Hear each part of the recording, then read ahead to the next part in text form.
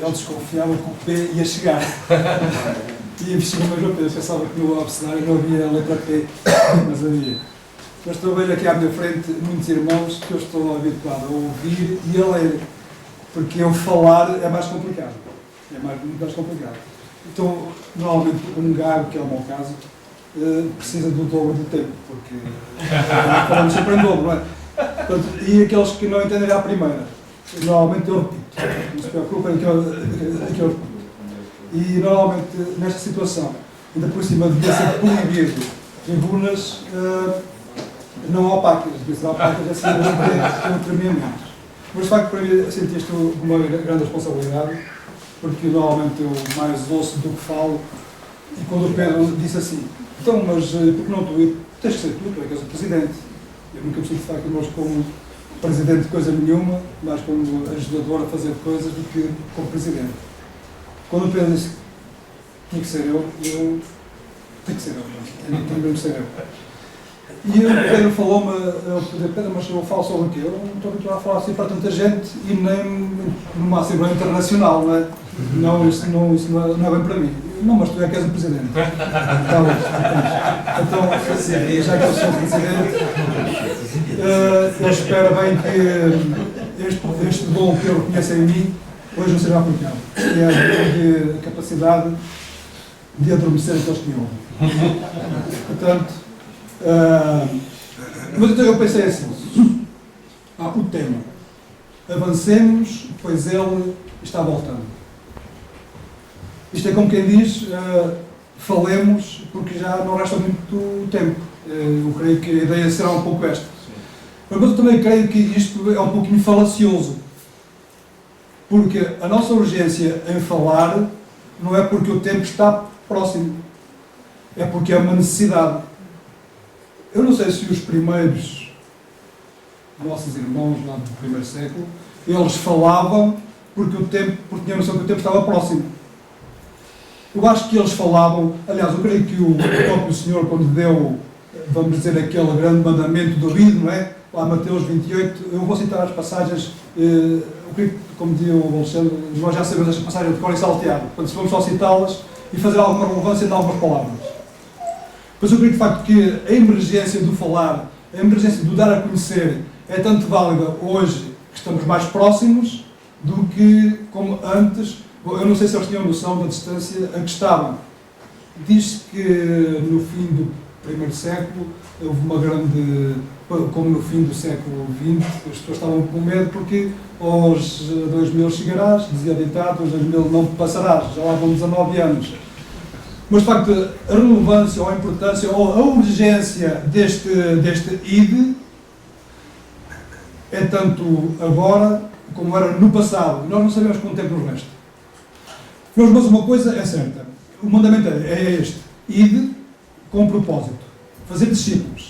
Ou seja, fazer com que as pessoas, de facto, entendam e aceitam e sintam a urgência e a necessidade da sua salvação. E o mandamento continua batizando-os e não termina aqui. E ensinando-os a guardar ou a obedecer. Mas, de facto, este deve ser, de facto, a nossa motivação.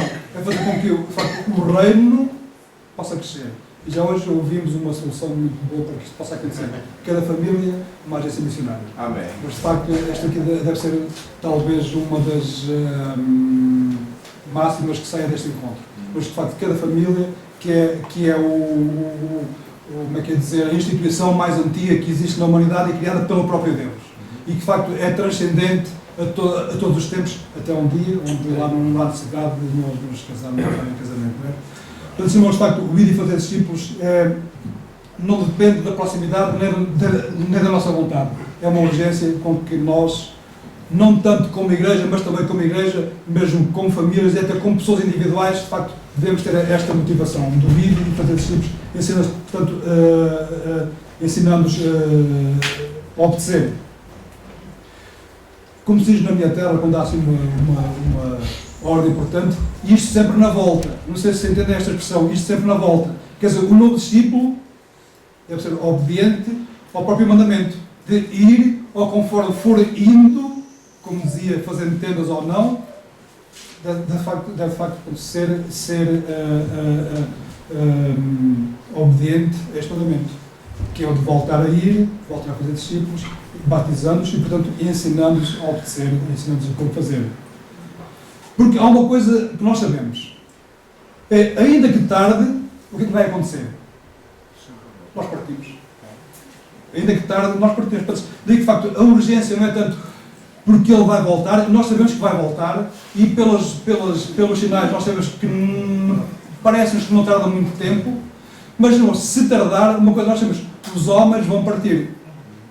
E a urgência está em que eles vão partir e sem Cristo. E então aqui está a tragédia.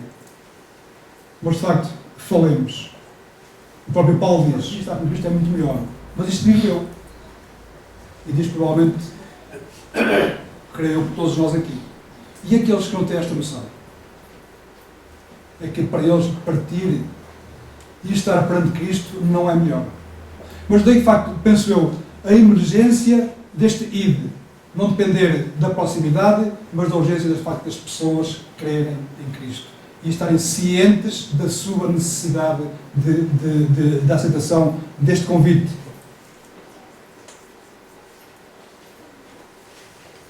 Então, estejamos certos desta verdade. Ainda que Ele não venha já, nós iremos. A humanidade irá. E, de facto, será muito mau aqueles que vão sem Cristo. Irmãos, portanto, enquanto cá estamos, e foi Paulo que disse estas palavras, Maranata, Ele vai voltar. E esta é a nossa esperança, e esta é a nossa certeza, que vamos e estaremos com Ele.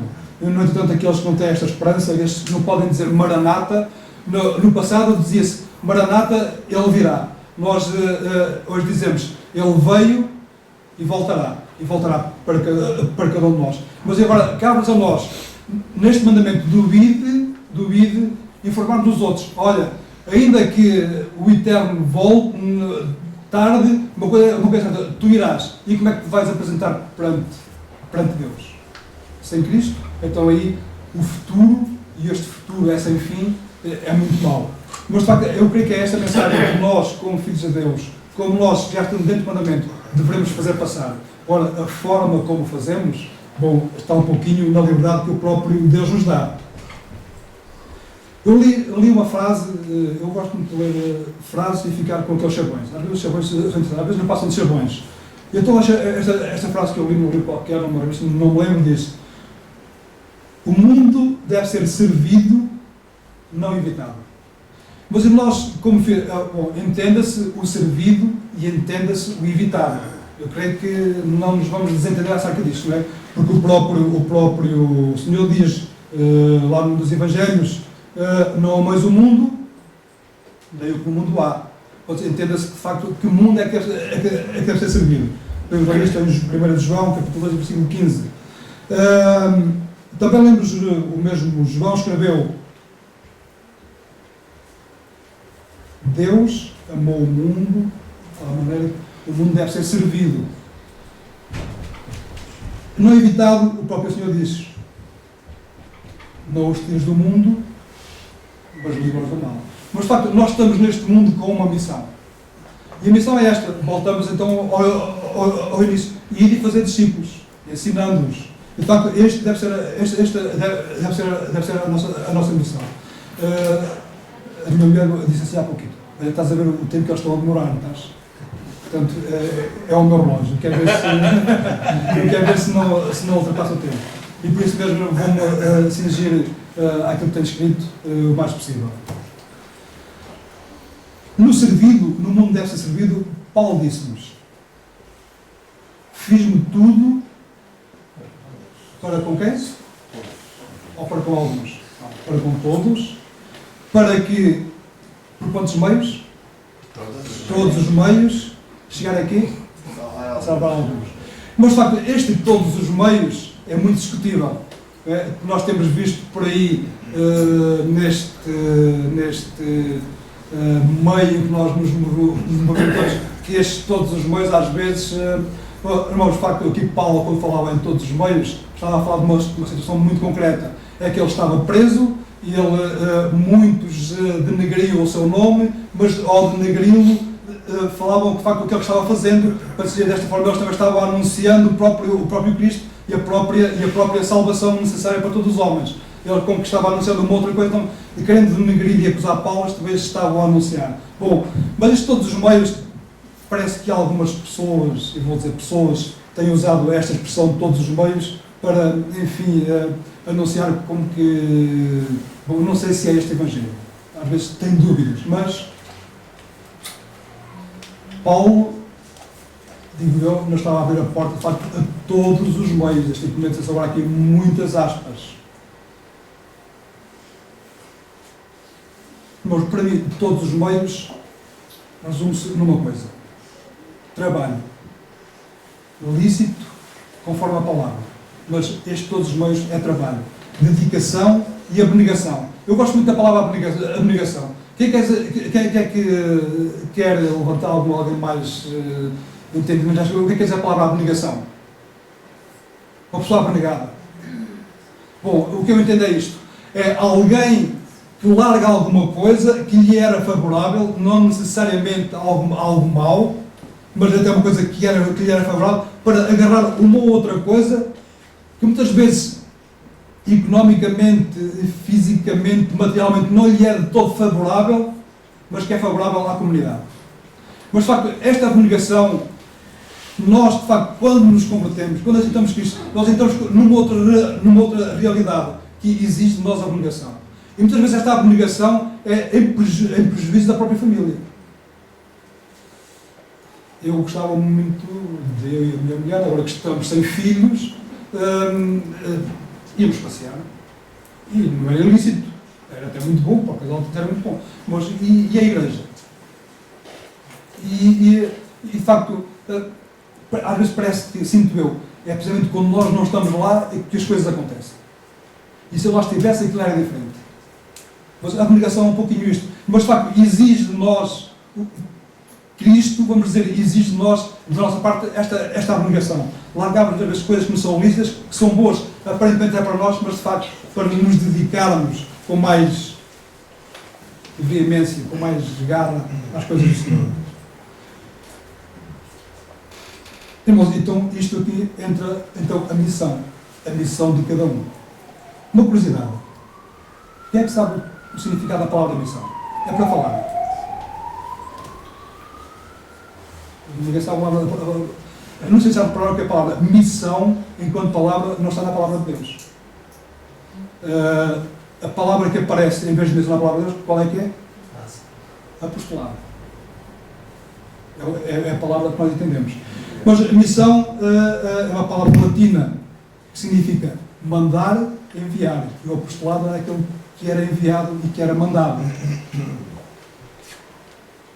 E missionário é aquele que é enviado a exercer uma função.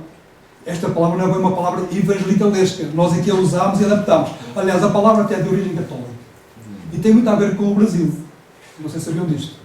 Foram os jesuítas que inventaram esta palavra ou que adaptaram esta palavra à missão. A missão é aqueles que os jesuítas enviavam e para desbravar o Brasil, desbravar lá aquelas terras todas que nós, quem gosta de história conhece toda esta situação. Então, portanto, irmãos, a abnegação é dedicação, é largar para nos agarrarmos a uma outra coisa muito maior, e isto é trabalho, é missão. Já agora, o que é que sabe o que é um míssil? Isto é para falar. O que é que sabe o que é um míssil? Eu nunca ouvi falar nos tomahawks, aquelas coisas lá naquela. Bom, um míssil é. Projétil. É um? Projétil. Não necessariamente. Missão, o míssil leva aos projéteis. Ou ogivas nucleares, não é? Míssil é aquele que é enviado, ou aquilo que é enviado, em direção a um alvo com um objetivo muito concreto. Mas isto somos cada um de nós. Missão, míssil, missionário, são duas palavras que estão todas ligadas umas com as outras. São palavras que derivam uma das outras. Mas certamente nós, como filhos de Deus, como membros da Igreja, ou seja, como membros deste reino, nós devemos ser, de facto, mísseis. Alguns com um objetivo mais longínquo, outros com um objetivo mais próximo, outros até na própria família, quem sabe. Mas depois agora, este trabalho com sentido mais amplo, esta missão, aqueles que são enviados, nos exige para não perder. Trabalho com propósito. O tal míssil. O míssil é enviado, aqueles que são mesmo balísticos, é enviado com propósito, atingir aquele alvo específico. Mas de facto também somos enviados a atingir alvos específicos. E qual é que é o alvo específico? É o seguinte. Este é o alvo específico para o qual nós somos enviados. Mas isto, de facto, como nós já falámos aqui, eu sou latino, completamente latino. E muitas vezes eu tenho uma coisa escrita e depois nada daquilo absolutamente latino. E quando as coisas são programadas ao longo do tempo, eu até me esqueço. Se não for em cima dos joelhos, eu não vou fazer. Completamente, absolutamente latino. Admiro, de facto, a cultura, especialmente os ingleses, não é? Graças a eles que nós temos o Evangelho hoje connosco, mas com tanta distância não consigo. Mas, de facto, mas na palavra de Deus nós somos criticados por sermos assim. Porque, vamos ler, Gálatas capítulo 2,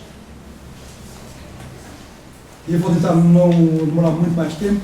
Eu estou tão nervoso que já não encontro o livro de Gálatas, já me estão aqui papéis por todos os lados. Eu disse capítulo 2, eu não saber o versículo 20. Versículo 9. Aqui é Paulo, que está perante uma situação, ele conta que Paulo escreveu a carta, e depois ele conta uma situação que lhe aconteceu. Diz: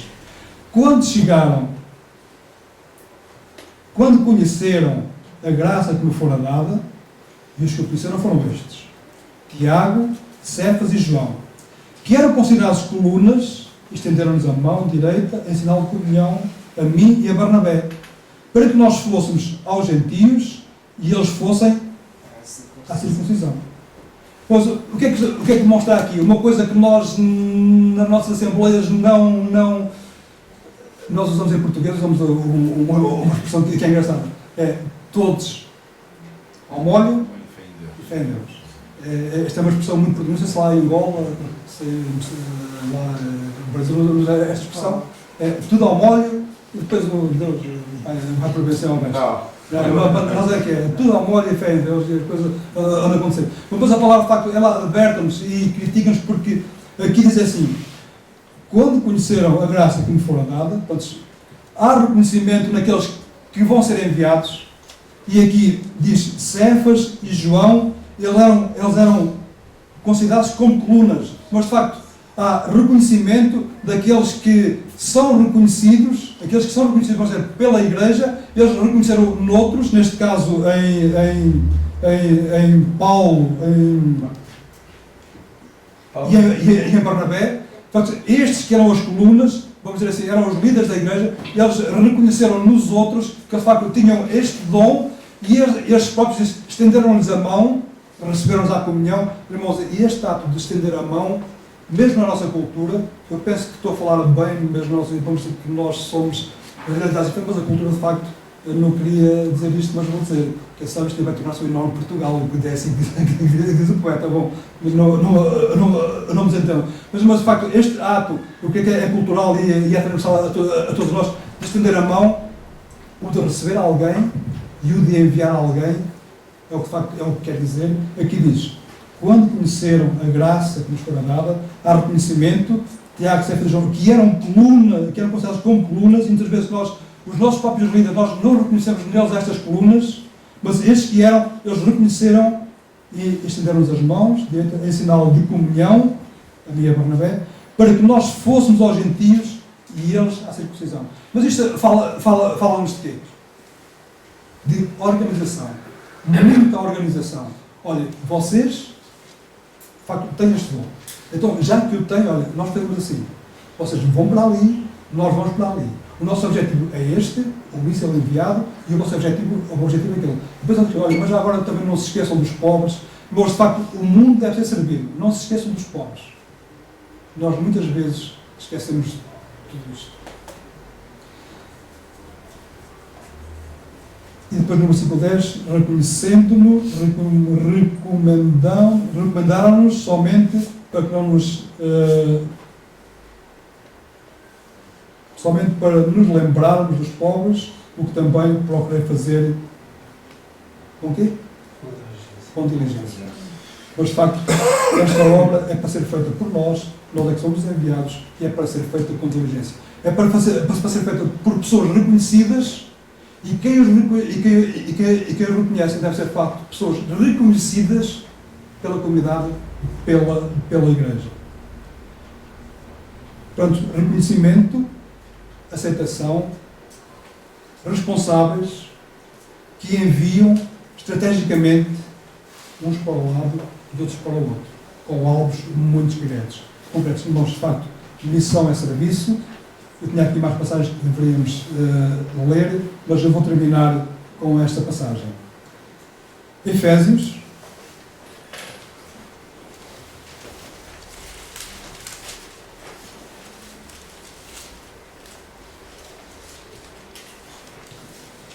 Capítulo 6, versículo 19.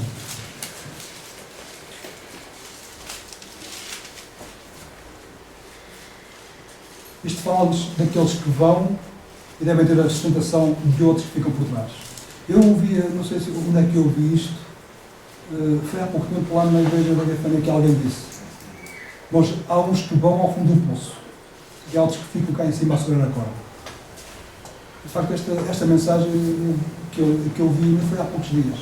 Mexeu um pouco comigo. Então, há uns que vão ao fundo do poço, mas sentem que cá por trás está alguém a segurar a corda. Então, diz assim, versículo 18: Orai em todo o tempo, com toda a oração e súplica no Espírito. Vigiai com toda a perseverança e súplica por todos os santos. Orai também por mim, diz o apóstolo Paulo, para que me seja dada a palavra com confiança, para com intrepidez fazer conhecido o ministério do Evangelho. Mas, de facto, então, nós que estamos na retaguarda, devemos, de facto, orar por aqueles que vão. Mas orar só? Vamos ver.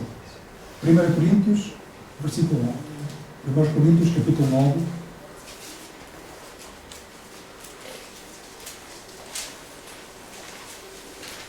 E versículo... Eu disse o 11, não foi?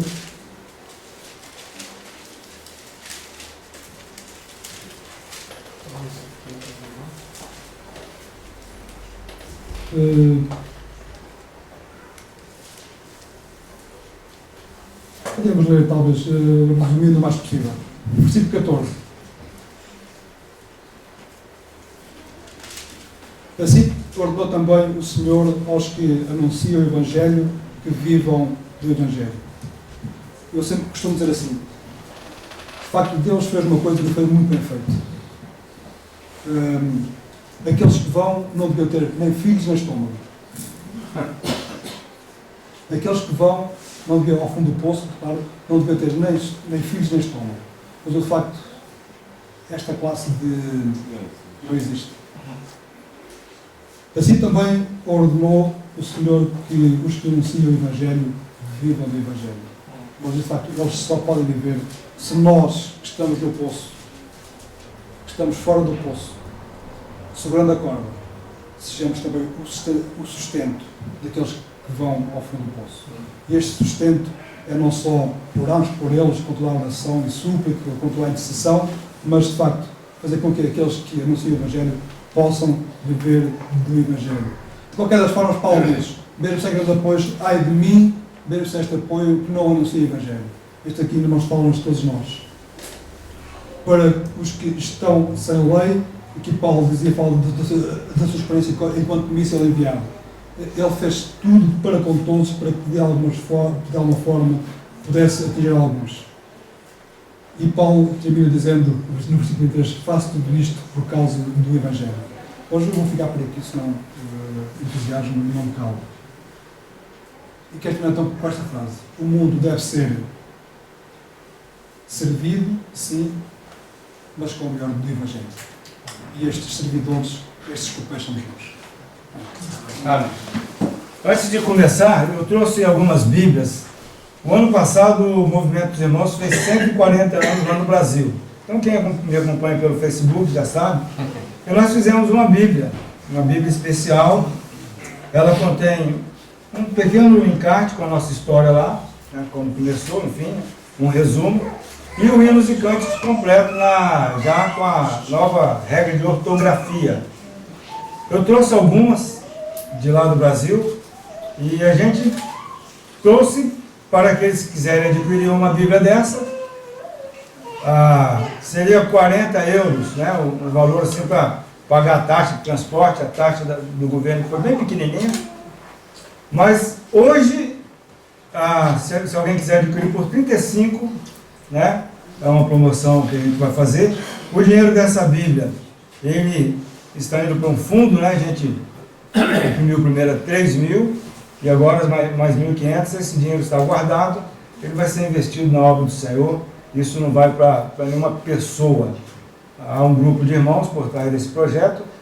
Foi, eu ia dizer, mas ninguém faz nada sozinho, né? Muitas pessoas se juntaram e a gente conseguiu. Então, elas estão ali atrás. Se você não tem o dinheiro, quiser pegar uma e depois, o nosso irmão Vitor, depois você entregar a ele, pode fazer isso. Pega, depois você paga ele e dá um jeito de mandar o dinheiro para lá. Tá bom? Fique à vontade nesse sentido. Se você quiser depois não pagar também, o nome dessa loja é que Jesus está te vendo.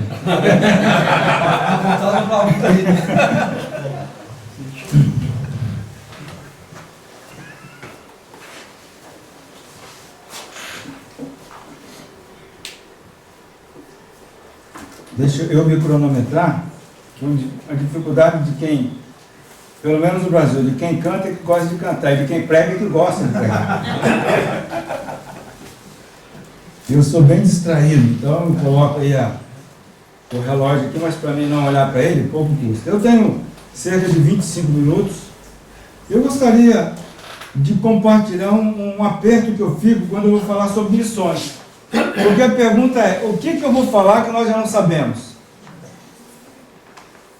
O que falta de informação para a gente nesse sentido? Nós que já conhecemos o Senhor há algum tempo, que conhecemos a palavra do Senhor há bastante tempo. No meu caso, 33 anos, que eu lido como cristão, como um salvo, com a palavra de Deus. Eu queria trazer alguns pensamentos para nós. O Zé Neto já pregou um pedaço da minha mensagem, o Alexandre pregou outra, e o irmão Vitor um pouco. Então eu vou dar aquilo que sobrou. Porque, na verdade, o assunto ele é um assunto que não dá para a gente inventar nada. Não dá para ser criativo. E a ideia do tema, o irmão Vitor colocou, não é isso que vai nos motivar ao fato de Jesus estar voltando, mas a ideia é o seguinte: Jesus vem, e por isso nós precisamos ir. Mas o motivo principal é porque ele mandou. Então, meu tema, assim, ide, não é uma opção, é um mandamento. E não obedecer esse mandamento implica em pecado, porque é um mandamento do nosso Senhor Jesus. Nós conhecemos os textos, Mateus, não foi um recado de última hora. Deus já tinha um plano lá do Antigo Testamento, desde o Éden: olha, eu vou enviar aquele que vai vencer a serpente. Se você ler Hebreus 11, Moisés foi salvo não por lei, por nada, foi salvo porque ele trocou a glória do Egito pela vergonha do Cristo, o prometido. Ele não sabia nada, ele não sabia 1% do que nós sabemos sobre Jesus. Ele sabia que ele vinha. Então, Israel falhou no chamado para influenciar os povos. O que aconteceu? Israel começou a ser influenciado. Em vez de ele ser influência, nesse sentido, ditar um comportamento, eles acabaram absorvendo os ensinos dos pagãos. E, em certa medida, a igreja do século 21, do 20, 21 agora, tem feito isso. Irmãos, eu não tenho muito problema quanto à forma. Nosso irmão que estava cantando de braço aberto, não tenho problema nenhum quanto a isso. A forma de apresentar o Evangelho, ela vai variar de cultura para cultura. Mas nós precisamos apresentar o mesmo Evangelho. E a preocupação do nosso irmão, esse Evangelho que está sendo pregado em algumas ditas igrejas evangélicas, e lá no Brasil o nosso problema não é tanto os católicos, são com os evangélicos neopentecostais, É um evangelho adocicado, é um evangelho adulterado. E lá na nossa igreja, a igreja, eu conheço muita gente de várias igrejas batistas, presbiterianas, que eu estudei no seminário interdenominacional. Pessoas chegam, sentam conosco, teve uma família que veio de uma dessas comunidades. Vocês aqui fazem culto de libertação? Eu falei, todo domingo tem culto de libertação aqui. Que a gente prega o evangelho e se você crer, você vai ser liberto. Mas eu sabia o que ela queria dizer. Ela queria um passe demais, com um Rá-Tim-Bum, que fosse resolver o problema dela. E muitas igrejas das nossas no Brasil têm aderido a isso, têm largado o conteúdo. Nós não temos licença para mexer uma vírgula. Quem falou isso foi o Senhor Jesus. A forma de apresentar esse conteúdo, e aí muitas vezes nós estamos de forma, e não por aquilo que é importante, pode ser uma cantata, pode ser uma peça. Lá na nossa igreja nós temos um irmão, que hoje é diácono, ele aceitou Cristo através de uma cantata de Natal. Os irmãos cantaram a história de Cristo, e o Adi está lá até hoje. E foi permitido pelo presbítero ele entrar para assistir um culto de bermuda. Ele estava lá do muro, o presbítero viu e falou, vamos entrar. Ele falou, não, eu estou de bermuda, seu Zé. Não, vou te levar, você senta bem na frente, que a gente tinha uma porta bem de lado, ninguém vai ver que você está de bermuda. Mas eu sei de uma igreja que uma pessoa passou, ouviu um cântico da sua infância de EBF, Escola Bíblica de Férias, que a gente fala no Brasil, não sei se tem aqui. Estava com a namorada, parou o carro e falou, olha, me deu uma saudade do que eu ouvia do Evangelho quando eu era criança, vamos assistir? Veio ele, de bermuda, a moça de calça comprida. Foram barrados na porta pelo diabo. É disso que eu gostaria de falar, para que nós nos despertássemos o seguinte, o conteúdo, irmãos, não podemos negociar. Não podemos mudar a essência do Evangelho. Mas a forma de apresentá-lo, nós precisamos ser criativos. O Zé Neto mostrou um livro de gestão, eu não sei, é algum crente que escreveu? É? Mas se não fosse, Moisés recebeu um conselho precioso de um sacerdote pagão. Moisés, você vai morrer, você não dá conta. Faz o seguinte, chama pessoas capazes e divide a tarefa. E Moisés fez e foi bênção.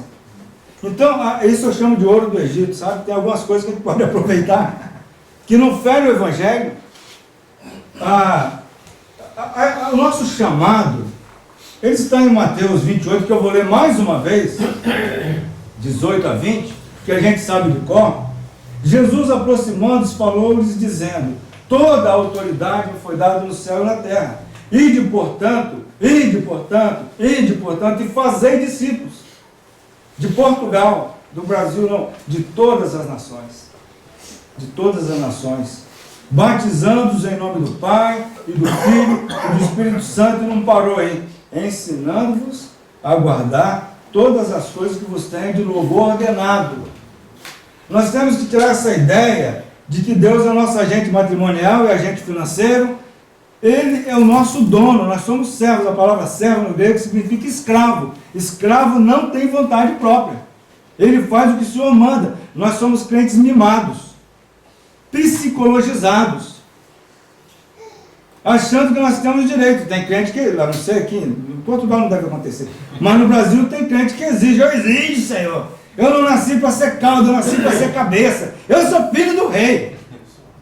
Nós somos servos de um Deus bondoso, que nos trata como Pai, mas Ele é o nosso dono. E o preço que Ele nos comprou foi um preço alto. O Evangelho é de graça, irmãos, mas não é barato para ser banalizado. Feita essa introdução dramática, eu estou me chamando de pregador desmotivacional, um realista, um otimista realista. Porque os mandamentos de Jesus, a Bíblia diz, não são pesados, mas são mandamentos. São para ser obedecidos. Não é mais ou menos que Jesus, na hora de ir embora, falou, galera, lembrei de uma coisa. Aqui, se der tempo, se não estiver chovendo, se vocês tiverem dinheiro, assim que a empresa de vocês prosperar, você conseguir formar na faculdade, fazer doutorado, mestrado, pós-doutorado, se der tempo, você podia pregar o Evangelho? Não é isso que ele falou. Ele falou, eu tenho autoridade. Eu vou transmitir essa autoridade a vocês. Portanto, vão. E enquanto vocês vão, pregue o Evangelho fazendo discípulos. Onde que é? Não sei. Eu sei onde que é para mim. Eu achava que eu ia para a tribo, tentei ir para Cabo Verde, porque eu fiz um curso de missões, eu queria trabalhar com missões transculturais, me preparei para isso. Deus nunca deixou eu ir numa tribo para Cabo Verde e não fechou a porta. Me mandou para a tribo lá de Santo Torquato, que é onde eu estou até hoje. Onde, irmãos? Com quem? Como? Isso é com o Senhor. Um dia, eu estava ouvindo uma mensagem, eu fui visitar a igreja do irmão Hernandes, e ele fez um apelo, que foi quando eu coloquei realmente minha vida nas mãos de Deus. Ele pregou e falou assim: olha, querido, se você quer servir ao Senhor, meus irmãos, minhas irmãs, você não sabe onde, você não sabe quando, não sabe como, não sabe nem com quem, não sabe como que vai ser, mas se você quer servir, eu gostaria de orar por você. Eu entendi aquele dia. Não interessa como vai ser, se eu tenho dinheiro, se eu não tenho, se tem sustento, se não tem, eu tenho que pregar.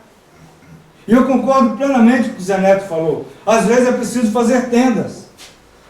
Esse é um lado. Eu cadastrei lá no Brasil, é fácil trabalhar com Uber. Eu cadastrei meu carro no Uber, e às vezes tem uns 3 meses que eu não faço, para ver como é que Deus está sendo bondoso comigo. Tem sustentado, mas às vezes eu pego o carro e vou fazer corrida com Uber. Do lado aqui, tem um pacote de folhetos da nossa igreja local. Eu sou aceito na literatura até hoje. Nesses 4 ou 5 anos que eu faço, uma pessoa não quis. Educadamente ele rejeitou. Porque o nosso trabalho é a nossa missão. O nosso trabalho é pregar o evangelho enquanto nós estamos indo. Onde? É lá no trabalho, joia? Mas não é para pregar na hora de serviço, não. Né? O patrão paga a gente para trabalhar. Mas no intervalo, dar uma literatura, isso pode. Porque tem crente, fala assim: eu fui perseguido, fui despedido. O que aconteceu, irmão? É porque eu estava pregando. Eu falei: mas você estava pregando em que horas? É na hora de serviço. Você não ganha para pregar o evangelho na hora de serviço. Testemunha, seja um bom funcionário. Nas folgas você pode conversar, mas na hora de serviço você não está sendo perseguido, não. Você estava sendo malandro. É lógico, porque o patrão está pagando, tem custo. Ok. As características são essas. O chamado é para quem? É para todos. É para todos, é para cada um que se salvou. Deus nos salvou e não levou a gente embora logo, ele tem um propósito. Irmãos, a única agência de proclamação do reino de Deus nessa terra somos nós. Ele não tem plano B. Ele confiou essa tarefa a nós. E esquece aquele negócio que os anjos desejavam pregar o evangelho. Lá diz, eles anelavam para escutar as coisas que iam acontecer. Não tem nada a ver com pregação de evangelho. Porque nunca teve outra opção. Ou sou eu ou eu. Não dá para olhar para trás, lembra? Não é o que aconteceu? Adão, Adão, o Senhor foi a mulher que o Senhor me deu. Eva, o Senhor foi a serpente. A serpente ia falar, botar a culpa em quem? Não olhou para ela, com ele mesmo. Esse chamado, essa característica, a abrangência, a palavra povos, não são nações geográficas. Lá no Brasil nós temos várias etnias. Essa é a palavra. Lá no Brasil nós temos ciganos. E tem a primeira igreja dos irmãos entre os ciganos, fundada por um irmão de uma simplicidade que vocês não acreditam.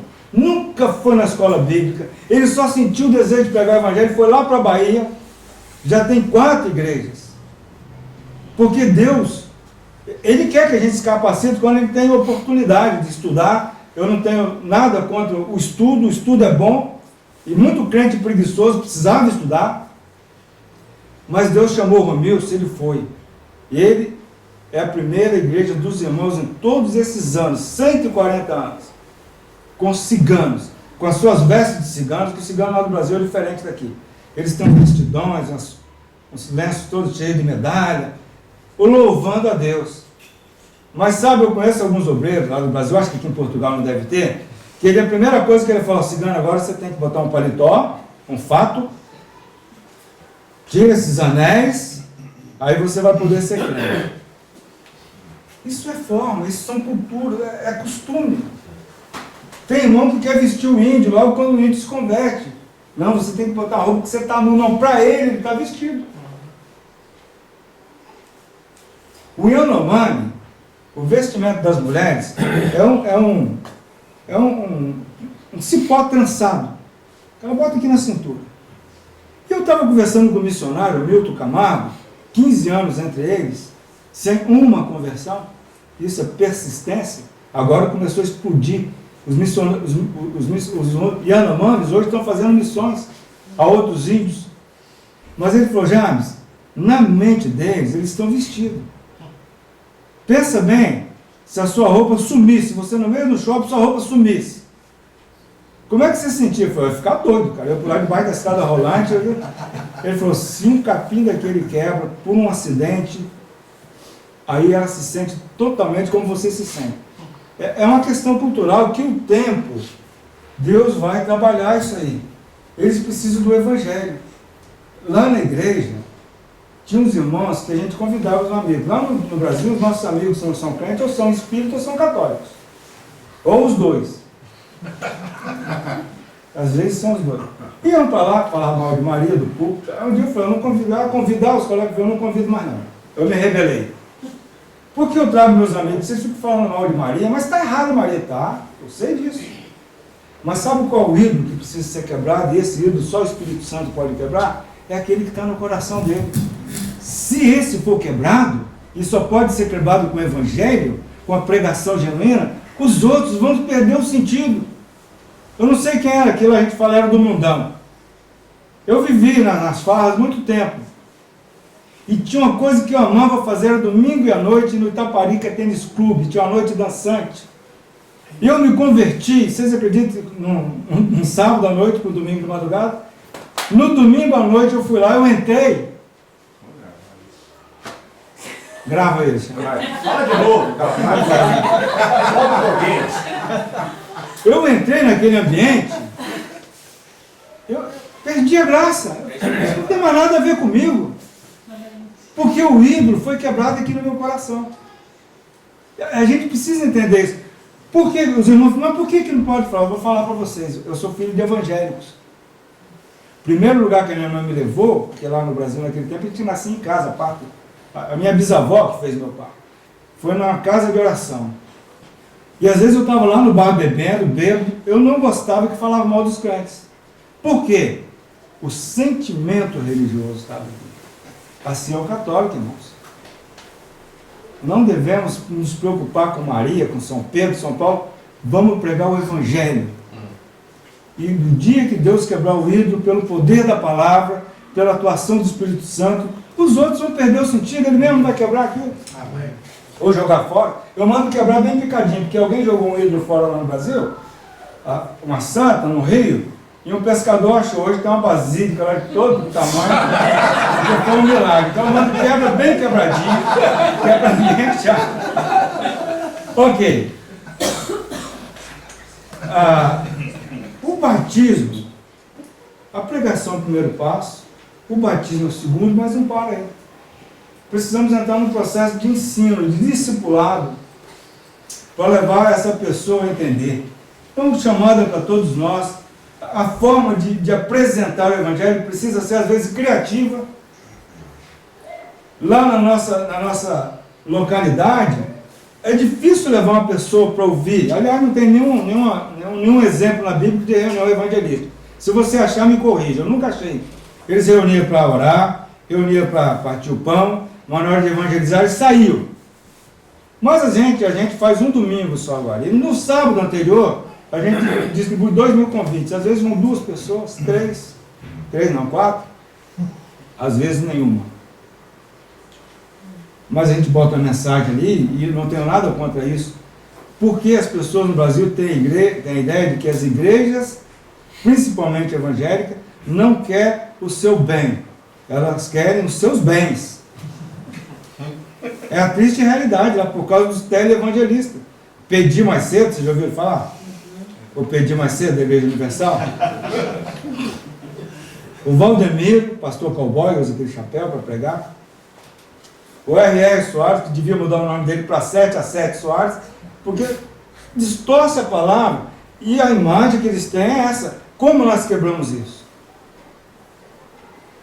Já teve gente, quando eu estava distribuindo o convite, porque eu falei, faz o seguinte, a nossa reunião são tais e tais dias. Escolhe um dia e vá lá no culto. Se alguém te pedir dinheiro, você me chama de mentiroso lá na frente. Porque eles têm essa ideia. Então a gente tem que usar as estratégias. No nosso caso lá, nós podemos formar parceria com o governo do estado para oferecer curso profissionalizante. Nós oferecemos um de padeiro. Todos que fizeram o curso, não tem vínculo, não. Você tem que fazer o curso e vir para a igreja. Isso se chama chantagem.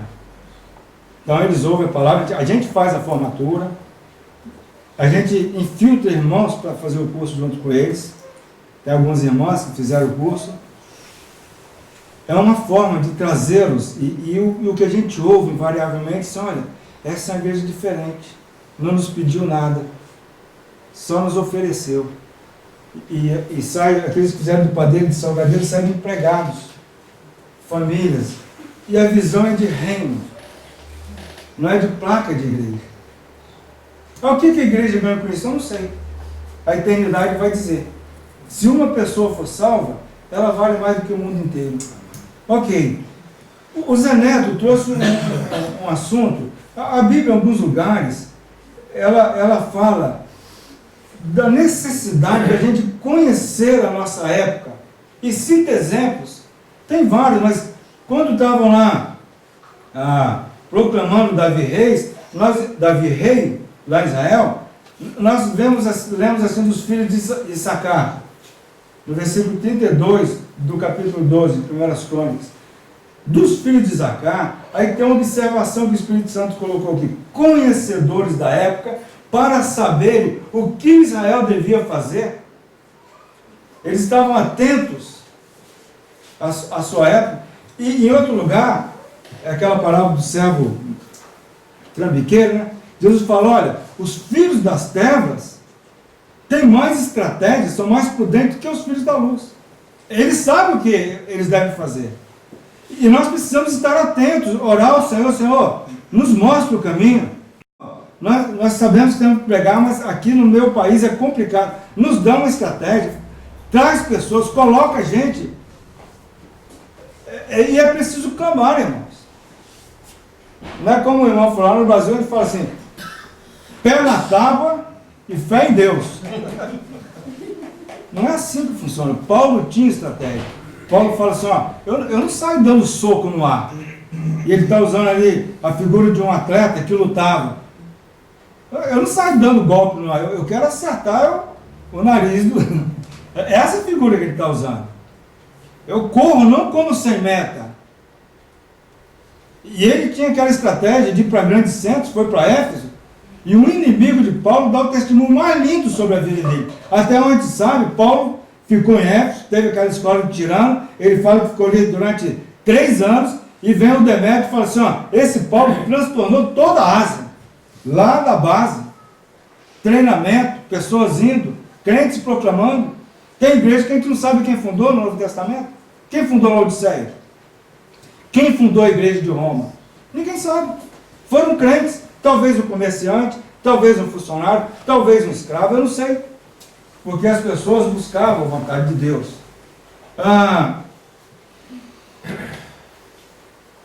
Eu quero passar um vídeo. Quem vai me ajudar aqui para rodar o vídeo? Pedro, por favor. Trabalho de irmãos que pensam nessas coisas. Qual é a necessidade? Como é que está a situação do mundo?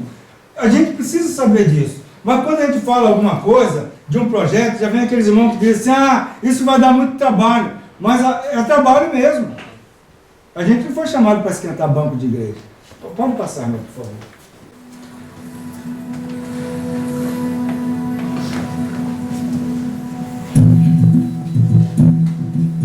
Jesus nos disse há 2000 anos atrás que a nossa missão é ir e fazer discípulos de todas as nações. Ele também nos prometeu que só depois que terminarmos a tarefa é que vamos receber a bênção de sua volta. Então, como estamos cumprindo a nossa missão?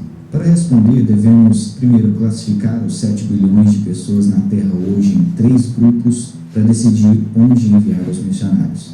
Segundo, analisar nossa força missionária. Terceiro, analisar nossa capacidade financeira de enviar esses missionários. Vamos começar com os cristãos. Cerca de 33% da população do mundo poderia identificar-se como cristãos. Nós chamamos este segmento da população mundo C, de cristão. É importante lembrar que nem todas as pessoas que se enquadram no mundo C são verdadeiros crentes em Cristo.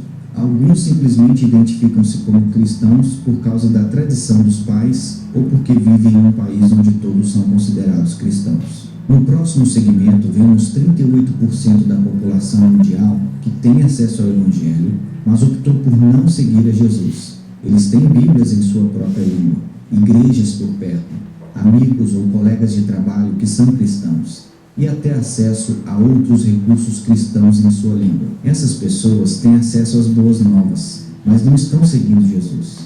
Este segmento da população é chamado mundo B. Isso nos deixa com 29% do mundo. Pouco mais de 1 em cada 4 pessoas neste planeta nunca ouviram falar de Jesus. Eles não têm nenhuma chance de ouvir as boas novas de Jesus Cristo. Eles não têm acesso ao Evangelho. Não existem Bíblias em sua língua. Não existem igrejas. Não existem crentes por perto. Nenhuma chance de aprender sobre Jesus. Nós chamamos esses 29% de mundo A. Agora vamos analisar a força missionária. Apenas 1 em cada 1.800 cristãos no mundo C decide servir como missionário transcultural. Desta forma, podemos contar 400 mil missionários da população mundo C. Essa é a nossa força total de missionários transculturais em todo o mundo. Você sabia que 72% de todos os nossos missionários estão indo para o mundo C? Pois é, a grande maioria dos missionários sendo enviados estão indo para as pessoas do mundo que têm Bíblias e igrejas estabelecidas.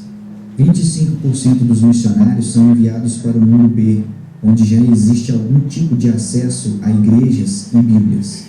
Isso deixa apenas 3% do total da nossa força missionária para alcançar o mundo A, a parte da população mundial que está sem qualquer chance de ouvir sobre Jesus. 29% da população mundial não tem nenhuma chance de ouvir o Evangelho e ainda estamos enviando apenas 3% de nossos missionários para alcançá-los. Vamos analisar agora nosso poder financeiro. Anualmente, todos os cristãos do mundo C ganham um total de 42 trilhões de dólares. E juntos, eles ofertam cerca de 700 bilhões de dólares por ano para a causa de Cristo. E isso inclui tudo: organizações cristãs, igrejas, juventude, missões e etc. Você pode fazer a matemática? Menos de 2% da renda cristã está sendo ofertada para a causa de Cristo. Dos 700 bilhões doados a todas as atividades cristãs, apenas 45 bilhões são investidos em missões específicas. Isto é um pouco mais de 6%. Na verdade, há mais dinheiro relatado como roubado da igreja a cada ano do que é doado para missões. Lembra daqueles 400 mil missionários? Temos 45 bilhões de dólares para apoiar a eles e o trabalho transcultural que eles estão fazendo. Mas como exatamente está sendo alocado? Bem, 39 bilhões de dólares vai para o mundo C a cada ano. 87% do dinheiro de missões está sendo enviado para o mundo cristão, onde há Bíblias e igrejas disponíveis e as pessoas já estão seguindo a Cristo. 5,4 bilhões, ou 12%, vai para o mundo B a cada ano. Aqueles que têm acesso à mensagem do Evangelho, mas o rejeitou. Isso deixa apenas 450 milhões de dólares, ou seja, 1% de todo o dinheiro de missões vai para o mundo A, onde existem os povos menos alcançados do mundo. Para colocar isso em perspectiva, anualmente americanos gastam mais dinheiro em trajes de Halloween para seus animais de estimação do que cristãos enviam ao mundo A para a causa de Cristo. Para resumir, apenas 3% da nossa força missionária, apoiada com apenas 1% de doações missionárias, está saindo para alcançar os 2 bilhões de pessoas que não têm acesso ao Evangelho. 2 bilhões de pessoas ainda estão esperando as boas novas de Jesus Cristo. Então aqui vai uma pergunta para você. O que você vai fazer para mudar isso? Só uma correção, eu penso diferente do rapaz que fez o vídeo, eu tenho editado. Eu não penso que Jesus só vai voltar quando o mundo inteiro for alcançado. Eu creio que a volta dele é iminente. E daí a urgência. Iminente não quer dizer que vai ser amanhã. É que pode ser a qualquer momento. Essa é a ideia da palavra iminente. Mas, de resto, irmão, eu estou falando isso porque eu sei que aqui em Portugal não acontece, mas é capaz de alguém pegar esse segundo do vídeo e tornar mais valoroso do que todo o resto. A verdade dessa pesquisa é que a gente tem muita coisa para fazer. Muito. De novo, onde nós vamos, é Deus que vai direcionar. É Deus que vai mostrar. E eu quero terminar, já passei 3 minutos, depois você desconta do meu salário. Falando de uma tradição nossa dos irmãos. Vai pela fé. Então, às vezes, uma igreja de 100 membros não tem fé que Deus vai dar ela recurso para sustentar um membro.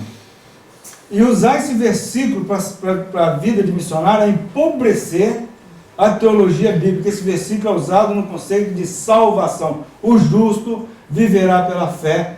E o texto, o assunto, o contexto, não vai dar tempo de eu explanar aqui, é de salvação. Deus sustenta? Eu sei que sustenta. Não tenho dúvida disso. Eu vivi isso que se chama pela fé e vivo até hoje. Mas cada um de nós aqui, nesse sentido de sustento também. Quem te dá saúde? Quem controla a economia do mundo? Quem te dá emprego? É Deus.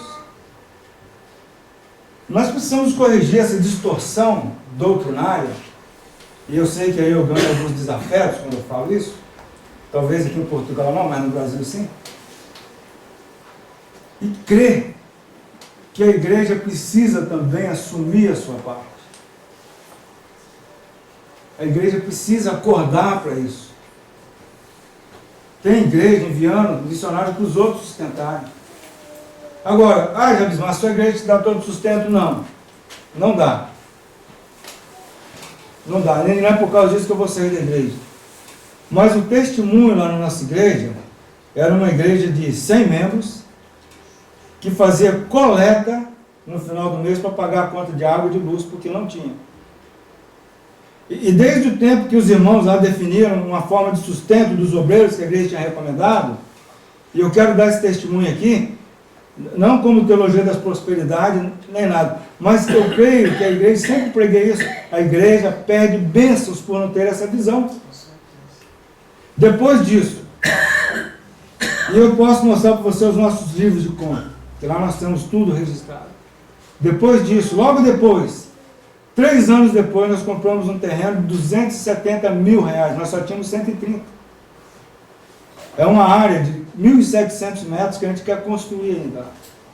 Então, à medida que Deus vê a igreja trabalhando, agora deixa eu falar uma palavra talvez um pouco dura. Por que, irmãos? Deus vai dar recurso para nós? Se os batistas estão trabalhando na obra de Deus, enviando gente, e eles sabem que se vier para nós, talvez nós vamos guardar esse dinheiro. Porque Deus é muito mais inteligente do que nós. Eu não sou batista, não quero ser batista, mas eu conheço o trabalho da Igreja Batista Brasileira. A última vez que eu contei, eram mais de 570 missionários transculturais brasileiros da Igreja Batista, espalhados por esse mundo afora. Estratégias, visão, parar para orar, conversar, aceitar o desafio, como pessoa, mas também como igreja.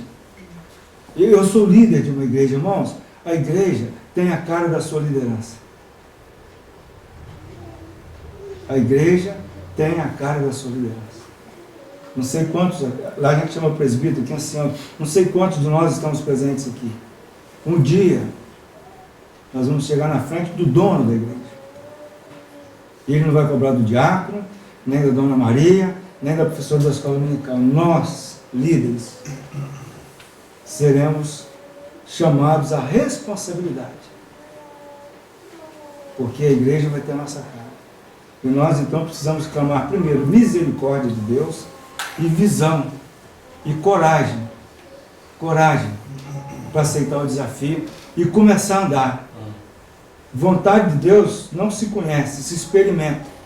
A gente começa a caminhar e abre, fecha uma porta aqui, abre outra aqui, mas parado a gente não vai a lugar nenhum. Então essa palavra eu queria trazer, um pouco chocante, não sei, mas bem realista. É o que eu tenho visto no Brasil. muitas igrejas que estão lá há 30 anos com 10 membros e com a desculpa de que porque ele se prega o puro evangelho. Não é, não pode ser, porque o que é sadio cresce. Tudo que é sadio cresce. É porque não se evangeliza. É porque não se vai atrás dos perdidos. É porque nós, como membros lá no trabalho, quem vai convidar as pessoas a Cristo é o irmão Pedro. Ele não vai onde nós vamos. Ele não vai no médico que você foi. Ele não vai na oficina de carro que você vai. Eu vou lá, eu estou lá, eu tenho que arrumar um jeito de dar um folheto, um livro àquela pessoa. E talvez ela venha. E ele também vai fazer isso, porque ele também tem essa responsabilidade. Eu também tenho. E a gente tem que se virar nos 30. Fazer alguma coisa. Aí a igreja vai crescer. Aí Deus vai fazer a obra. Aí nós vamos experimentar crescimento, não pelo gosto do crescimento em si, mas a alegria de ver almas chegando a Cristo. Os irmãos antigos da igreja, a antiga liderança, em 30 anos, eles fundaram 12 novas localidades. 12 novas localidades. Pessoas simples, sem estudo. Lá não tinha, a gente chama, tinha um grau primário, mas com visão da obra. E Deus usa quem Ele quer. Deus usa quem Ele quer. Vamos orar? Amém. Pai querido, nós te louvamos, a Deus, obrigado pela tua palavra, pelo desafio. Obrigado, Pai, por esses irmãos que tiraram esse tempo aqui, ó Deus, para falar sobre missões. E da minha parte, muito obrigado pelo privilégio de poder participar desse momento, Pai. Traz, ó Deus, a esse país um avivamento missionário. Desperta, Pai, pessoas que querem trabalhar e aqueles que não querem, Pai, que esses irmãos que querem, não se preocupem com eles. Que eles façam o que eles sabem que é certo. Para que a tua obra avance, para que pessoas nessa nação, mais pessoas ainda, venham a conhecer o Evangelho de Jesus Cristo, Pai, e serem salvos. Nós te pedimos isso, agradecidos, em nome do Senhor Jesus. Amém. Amém.